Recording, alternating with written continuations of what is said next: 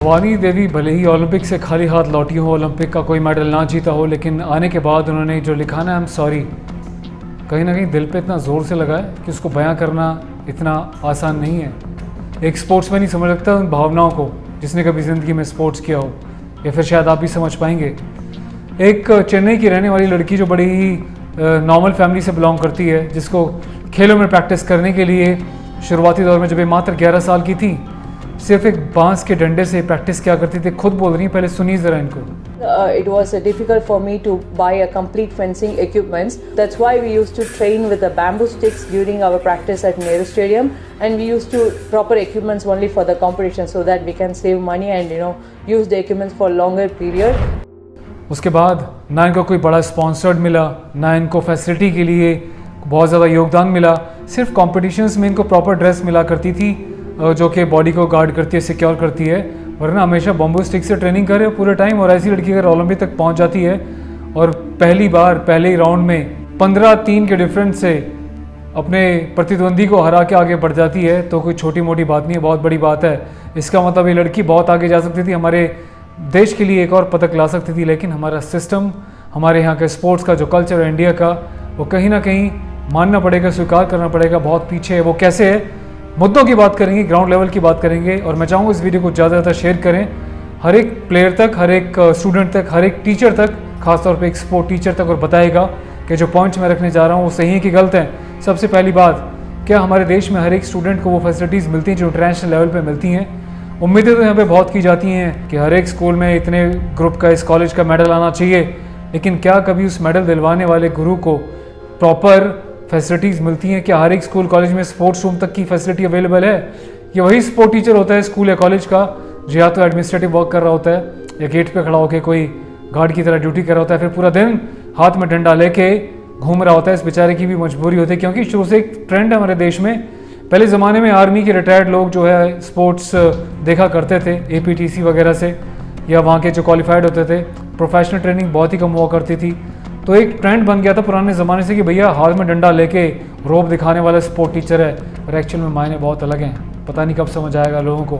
दूसरी बात, क्या बच्चों को प्रॉपर न्यूट्रिशन मिलता है? गरीब बच्चा बहुत कुछ करना चाहता है पर पैरों में जूते नहीं होते भागने के लिए। मैं दौड़ने की बात करूँ, और बहुत बड़ा एग्जाम्पल मैं खुद का अपना दूँ, मैं एक बहुत अच्छा स्पोर्ट्समैन था। मैंने खुद एक डिस्ट्रिक्ट लेवल से लेकर स्टेट लेवल पर नेशनल लेवल तक पार्टिसिपेट तो ज़रूर किया। मेरी आंखों में एक सपना था कि मैं भी एक दिन ओलंपिक खेलूंगा, और मुझे पूरा विश्वास है कि मैं ज़रूर खेलता, लेकिन क्या ऐसी मजबूरियाँ रहीं जानते हो आप? सबसे पहली बात तो ये कि जब मेरा इंटरेस्ट था शुरू में बास्केटबॉल को लेके, मैंने स्टेडियम ज्वाइन किया, लेकिन मुझे बहुत दुख के साथ कहना पड़ेगा कि हमारे जो कोचेस थे वहाँ पे बहुत डिस्क्रिमिनेशन हुआ करता था। अमीरों के बच्चों के पास महंगे जूते हुआ करते थे जो बास्केटबॉल खेलने के लिए बहुत महंगे आते थे, और शायद उस ज़माने पे हमारी इतनी अफोर्डेबिलिटी नहीं थी कि हम इतने महंगे जूते खरीद सकें। मैं सरकारी DTC बस में फटे हुए जूतों में, जो आगे से फटे हुए, उसमें 10 जगह सिलाई होती थी, उसको पहन के जाया करता था। फटे होते थे, मुझे चिंता नहीं थी कि मेरे जूते फटे हुए हैं। फटे हुए जूतों में स्टेडियम जाया करता था प्रैक्टिस के लिए, लेकिन जहाँ पे डिस्क्रिमिनेशन हुआ करती थी, लोग कई बार मजाक भी उड़ावा करते थे। लेकिन फिर मैंने ज्वाइन किया अपना एक ऐसा इवेंट जहाँ पे मुझे लगे कि स्पोर्ट्स में जो है पैसे ज़्यादा खर्च नहीं होंगे। फिर मैंने चुना ट्रैक एंड फील्ड को, एथलेटिक्स को, क्योंकि यहाँ पे सिर्फ जूते पहन के भागना होता था, कोई और एक्स्ट्रा एक्सेसरीज का खर्चा नहीं होता था।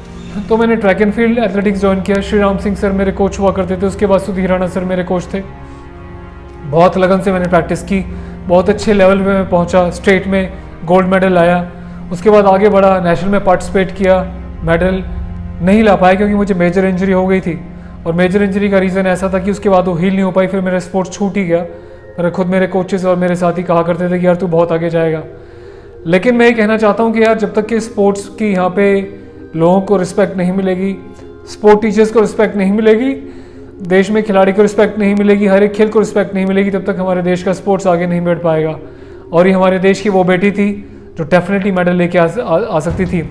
ओलंपिक तक भेजने के लिए इसके माँ बाप ने जितना साथ दिया, इनकी माँ ने अपने गहने बेचे, पिताजी ने जो है खुद कर्ज लिया, लेकिन बेटी वहाँ से खाली आता ही। लेकिन बेटी, आप बिल्कुल भी मत सोचना कि आप मेडल नहीं लेकर आए हो, देश आपके साथ है, हर एक स्पोर्ट्समैन आपके साथ है। और मैं चाहूँगा कि स्कूलों में, कॉलेजों में जो कुरीतियाँ चल रही हैं स्पोर्ट्स को लेके, बच्चे का जब भी स्पोर्ट्स पीरियड होता है सबसे पहले उसको धमकी मिलती है स्पोर्ट्स पीरियड कैंसिल हो जाएगा अगर डिसिप्लिन तोड़ा। क्यों नहीं इंग्लिश का, मैथ्स का, साइंस का पीरियड कैंसिल करने की धमकी दी जाती। हफ्ते में एक स्पोर्ट्स पीरियड होता है, वो भी आधे पौने घंटे का, उसको भी क्या दी जाती है। तो स्पोर्ट्स में कहाँ से ओलंपिक में मेडल्स आएंगे देश के?